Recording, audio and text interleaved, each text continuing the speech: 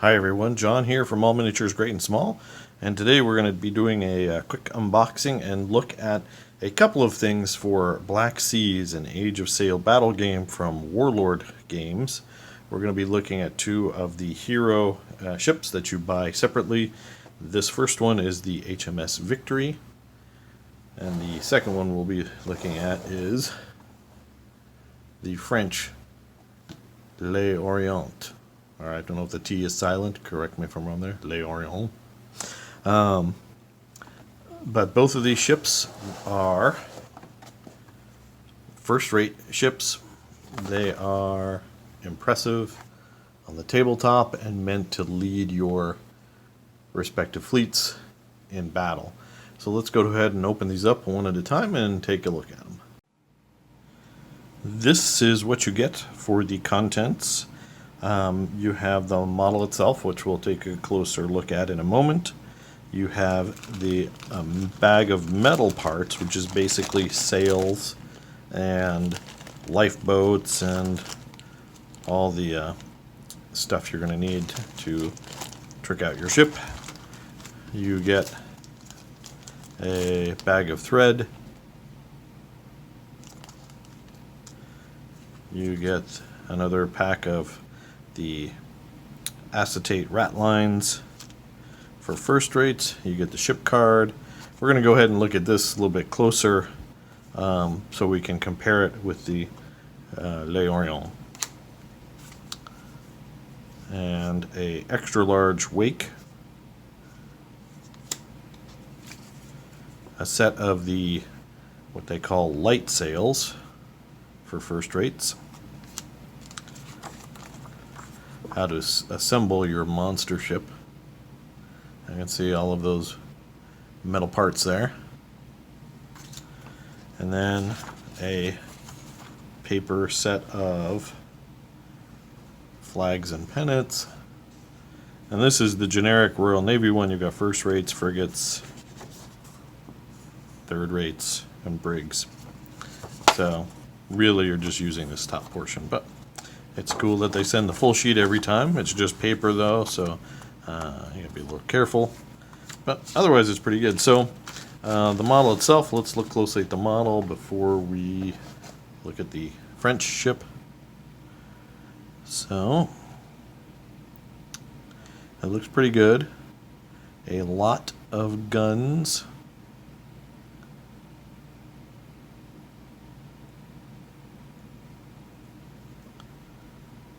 Looks like the back plate is separate. A lot of guns.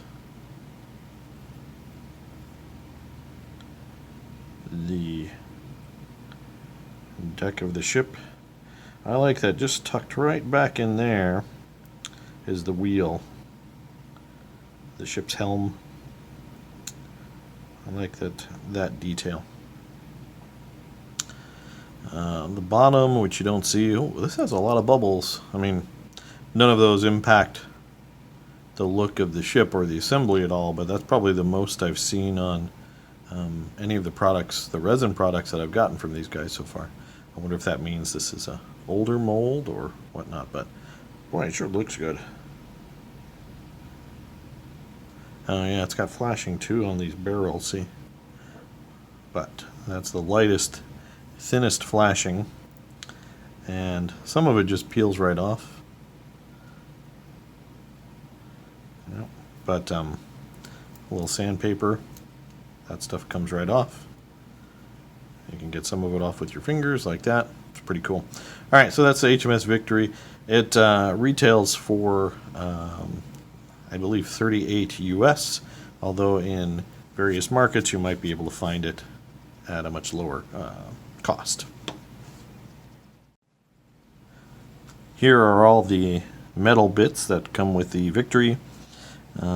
We have the rear with some flashing, but you can see Victory, which is awesome. Boats on davits, sails. So my one knock against this metal sails like this is how a lot of them come. And it's, although you can gently bend them, because they are kind of a soft metal, I feel like I can never get it exactly straight. I always, even though probably someone else looking at it wouldn't be able to tell, I know that there's a slight bend there. But it is what it is. It's pretty good. I understand they can't afford to make plastic first rates, so you can't have these giant sails or these giant masts in plastic. But just like generations of gamers before us, they've had to deal with soft metal masts. So it's nothing new in the hobby, particularly in the Age of Sail hobby. Alright, so that is a look at the contents of the Victory box. Let's take a look at the contents of the French ship. Here we have the French ship, L'Orient, or L'Orient, if you will. This was the French flagship at the Battle of the Nile, and it exploded spectacularly, so I thought what better ship than to lead my French fleet into battle against Jake's British. So, what do you get? You get a beautiful sculpt of the ship itself. This bad boy had 120 guns, I believe.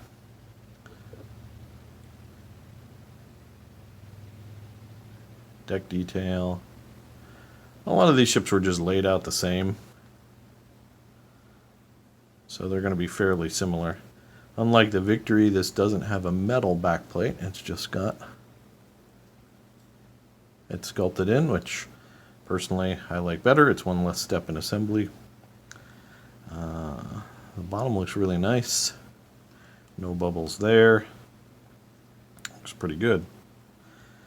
And then same thing with the Victory. You have all the flags in a bag. More thread. French flag sheet. The assembly guide. These French apparently get the darker sails. There's two sets of sails basically, lighter and darker. You get another extra large movement base, so you can mark whether your ship is going battle sails or full sails. You have more acetate ratline and the card itself. Okay, so now that we've looked at both these ships, let's compare them side by side. This French versus the British. The French ship is considerably longer, even considering the fact that you're going to add a couple of millimeters to the back of this for that nameplate that goes there. Front-wise, it looks like the Victory is a tad bit wider in the beam.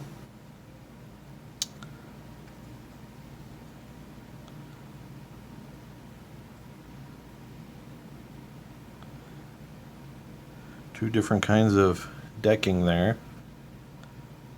Well, I guess not. It looks pretty similar. It's just this happens to be cast on a little bit lighter gray than this. So I don't know if the planking is indeed deeper and that's why we're seeing it, or it's just kind of an artifact of the fact it's lighter resin. But either way, I'm sure both of these will paint up just fine.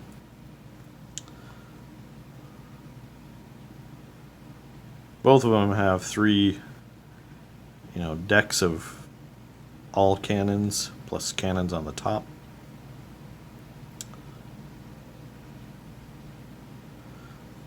The French one's interesting. It has molded the forward-facing cannons, whereas I don't see any molded on the Victory. But, okay, so that's the two ships. Now let's take a look at their cards. This would be the French ship. This would be the British ship.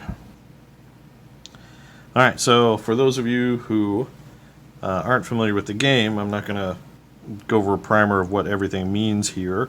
But if you're into the game but haven't bought your first rate, we'll just talk a little bit about what's on here.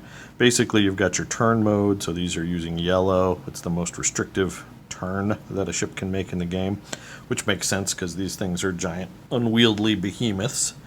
You have the guns and what direction. You have broadsides, aft and fore.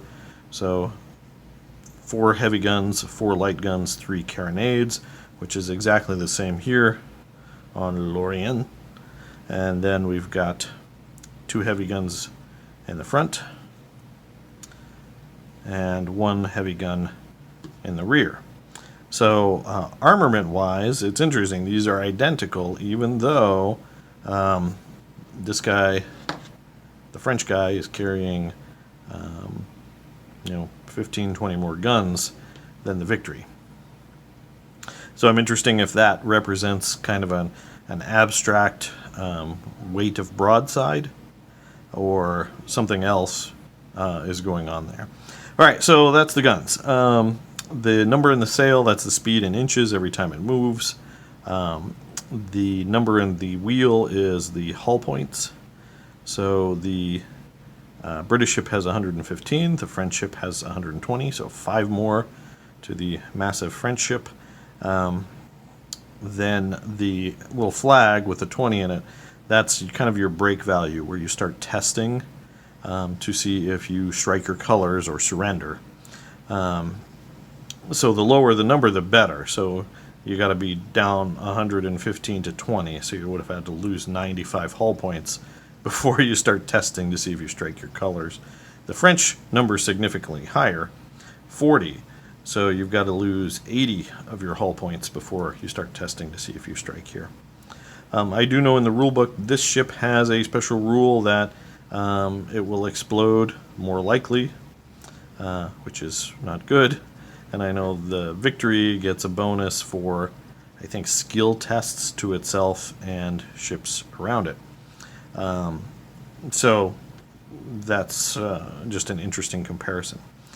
Obviously, the Victory was Nelson's flagship and the most famous ship that arguably fought at the Battle of Trafalgar, and it's still afloat. So its stats are gonna reflect that versus a French ship that exploded.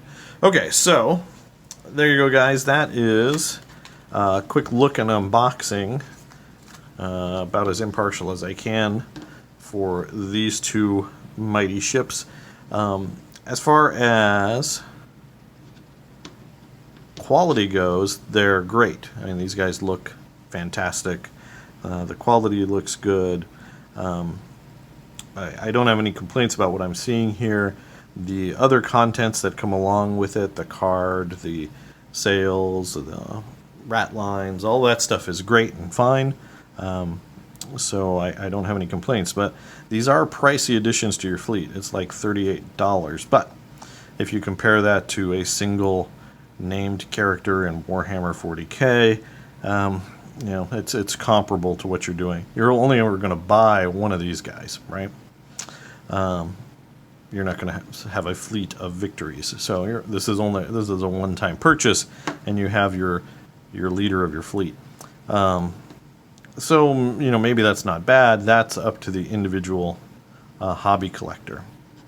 Now, I can't speak for the British versus buying this versus the British fleet box, but I did want to talk a little bit about this ship versus the first-rate French model that came in the French fleet starter box, which you may or may not have seen me unbox and talk about previously on my channel. So the I ordered this one because I wanted a named French ship. I thought it would be cool. But when I got it and compared it to the generic 100-gun ship that comes in, or first rate that comes in the French box, there's not too much to differentiate it. Here is the L'Orient.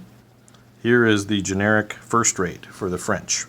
So you can see top view wise, they are similar size. There are some details on the top. Some things are in different spots, but in essence, it's laid out very similarly. From the side,